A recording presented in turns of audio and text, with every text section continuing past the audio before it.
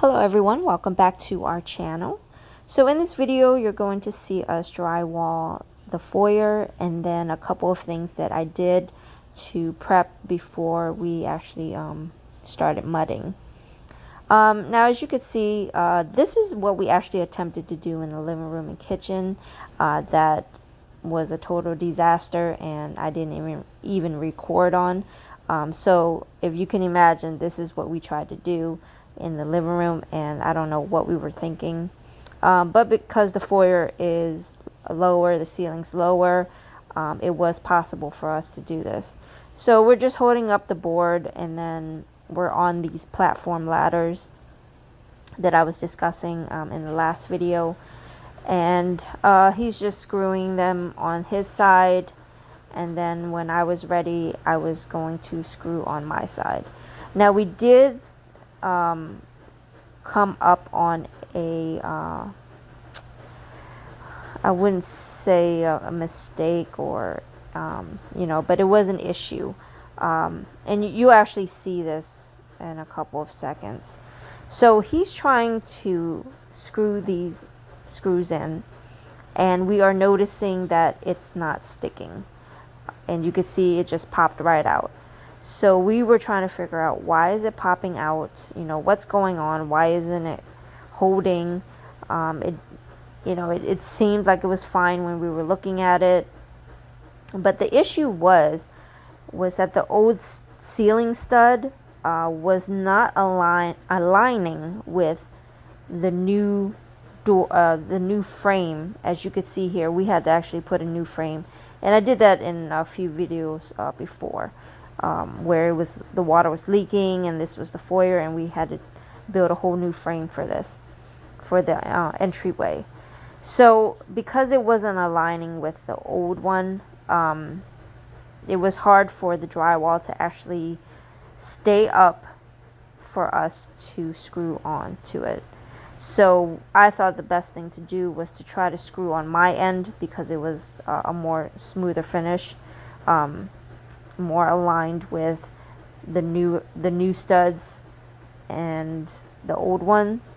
But where he is over there to the left was near the door, and it wasn't laying flat on that end because of the old studs. So we kind of had to come up with an idea of what we would do, because you could see there on the left how there's like a little gap at the top. So we managed to get our screws in and everything, and to get it nice and sturdy where it wouldn't fall. However, you do see that space there. So what we did was we took drywall on the other end when we had to actually do the frame, because we drywalled this whole frame.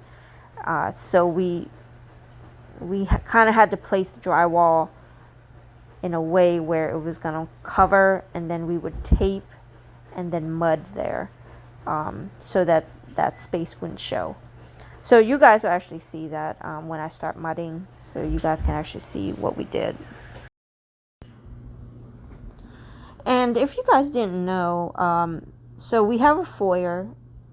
I would say a foyer and a hallway, I guess, because it is two separate foyers.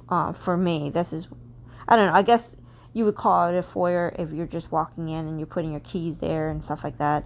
And then this would be considered the hallway, because this is the bedroom, bathroom, going into the kitchen. But I call it two foyers. You could see that it's not like seamless. So you have one level where the old trailer is, and then one level where the attachment is. We could have done it where it was more seamless and it would look like one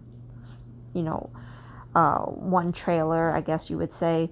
But I didn't want to do that, because I thought it was more important to make sure that our ceiling and our floors were going to be sturdy, if that makes sense.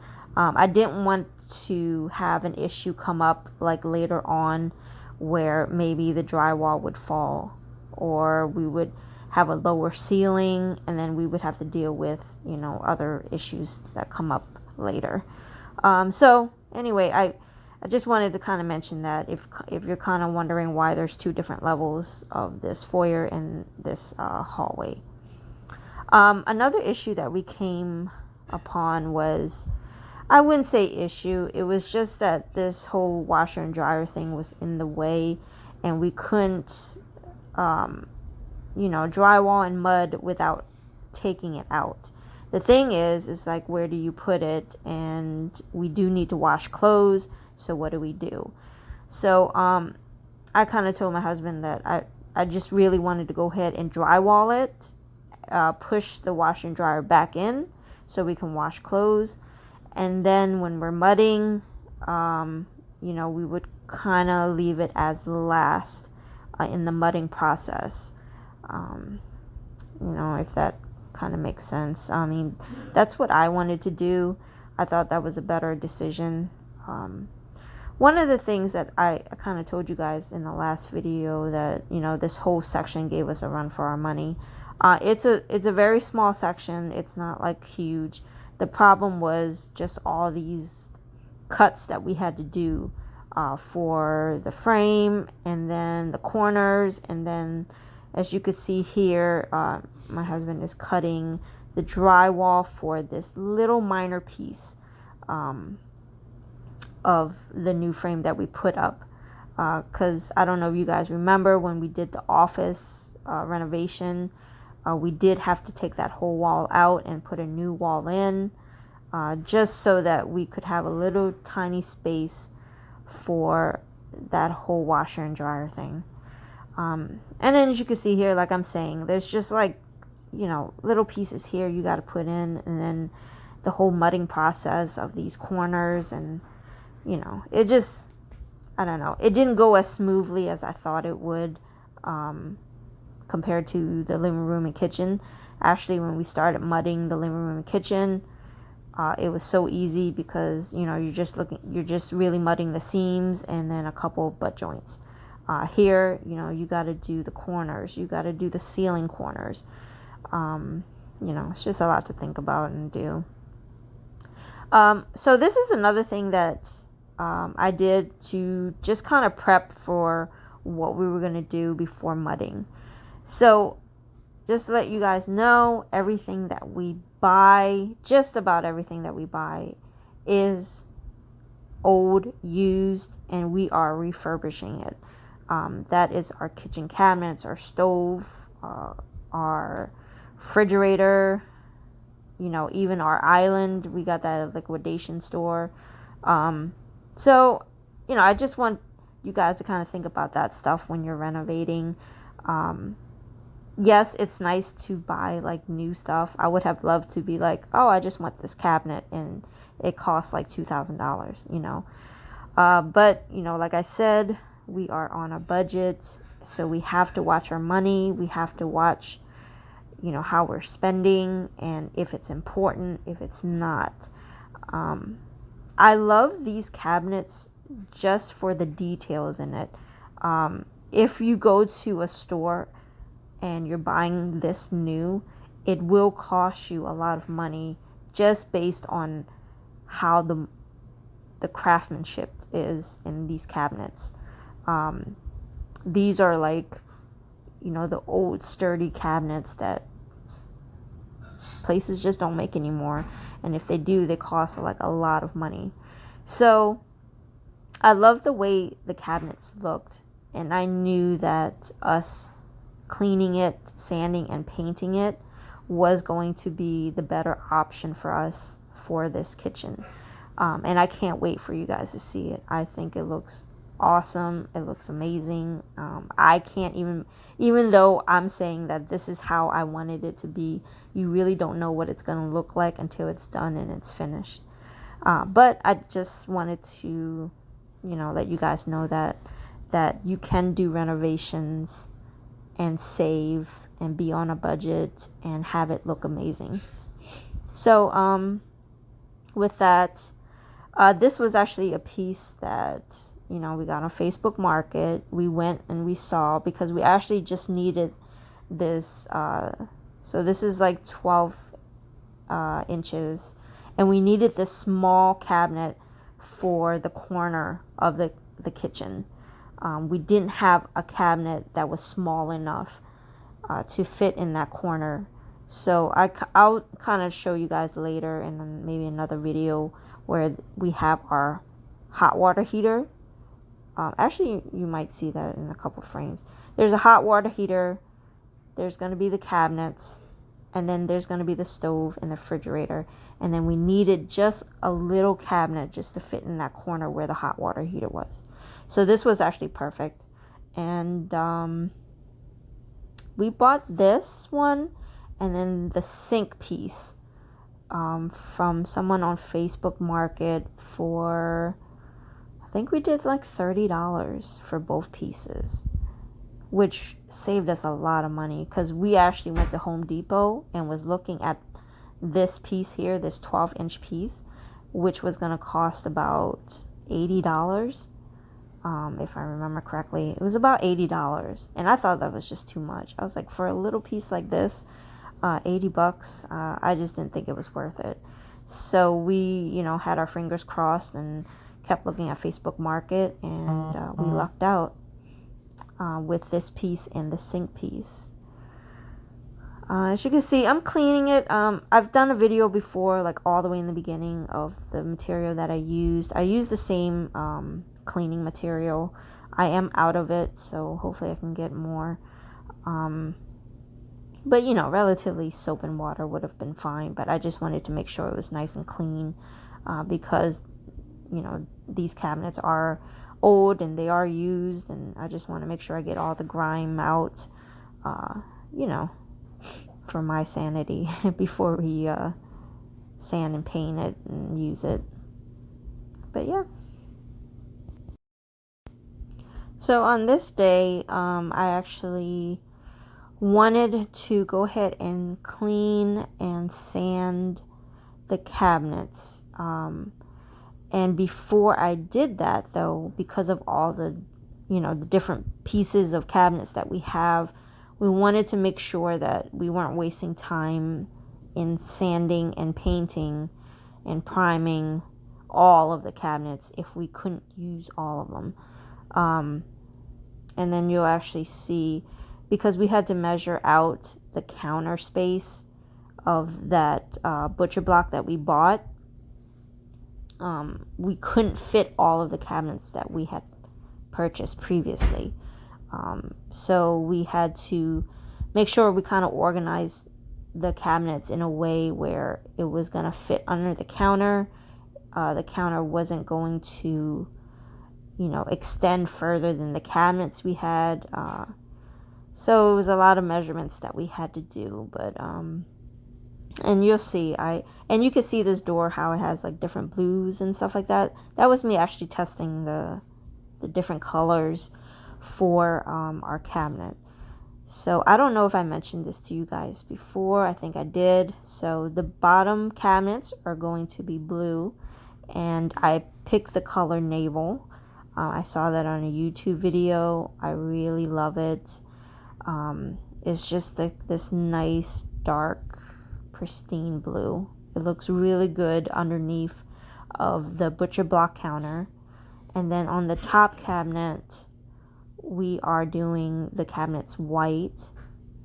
As far as the hardware for the cabinets, I kept the silver knobs for the bottom, and then the top, we actually bought some hardware on Facebook Market. I think it was like $10 for like these handles, and they're almost like a dark, dark brown copper. We were going to use that for the bottom cabinets too, but it didn't look good on the blue. I thought the silver knobs looked better on the blue, and you guys will actually see that when I do the reveal. But it looks so good. I can't wait for you guys to see it. I know I keep saying that. I just really do want to do the backsplash and the molding before I actually do the reveal.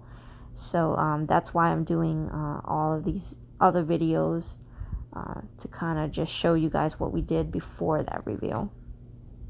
It is a lot of work, a lot of hard work. This doesn't happen overnight.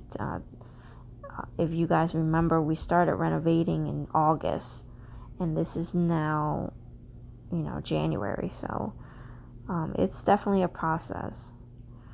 So you can see here, this is where I'm trying to organize the cabinets to see how much space we have, how is it gonna look, is it enough space, is it enough cabinets, is it, all of that good stuff.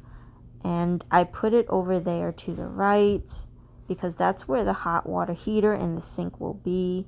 Right, the sink will be right underneath the sink. Oh, and I just want to tell you guys, I don't know if I said this before, but that dolly is like amazing. And you can see I'm like struggling because I just realized I had too much stuff on there. But we bought the dolly, I think for like $30. And it's so useful. If you spend money anywhere, make sure you spend money on things you're gonna need and it's gonna make your life easy. That dolly makes life easy. We move the fridge with it. We move the washer and dryer with it. The cabinets, some of his tools. It's amazing. So you can see, I have to tell you guys, I wasn't sure about the island. I mean, I knew I wanted that island, and I knew I wanted that island to be big. But I have to say that I was a little nervous on how big it was going to be. And you guys will see that in the review. I actually think it looks perfect. It looks nice. I think my husband would rather have a smaller island. But I love the big island. I always wanted a big island in the kitchen. Even though this is a mobile home, I didn't want to scale down on something that I did really want, that I've always wanted in my kitchen. So, but you guys will see. I think it looks great. So, this is another thing I had to do before I prepped for mudding. I've done this before in another video. It's the plastic trim around the window. I'm just showing you guys what I did. For some reason, I was like struggling with this whole plastic trim thing. It wasn't hard. It was just more so of sometimes it would like pop up and it wouldn't be smooth. And I have to let you guys know that when you mud, you're gonna notice those things where it's like lifted up a little bit. You don't think it's a big deal when you're actually putting the trim on, but when you start mudding, you realize that you need that plastic trim to be nice and smooth for your mud, or else you'll have like a big bump and you're gonna have to mud like a lot and then sand a lot just to smooth it out. So just make sure that when you're doing these plastic trims, that it's nice and smooth, even if you have to go over it a few times just to make sure there's no bubbles or it's not lifted or anything like that. I spent a lot of time on this. I think honestly, I probably took like 2 hours doing this trim over this window, because I kept feeling it and I kept saying to myself, it's not smooth. So let me go ahead and take out the screws and screw it again. And I did it multiple times, just to make sure that there was no, bumps and pockets that was going to mess up when I started doing mudding. So that's just one of my little tips for you guys, when you're doing this on your own window. We do plan on doing, window sills and putting new window frame and all of that stuff. That does come later. There's so much to do with this mobile home. We want to make sure it's done right too. So now that the kitchen and the living room is done for us, we are taking our time doing other stuff.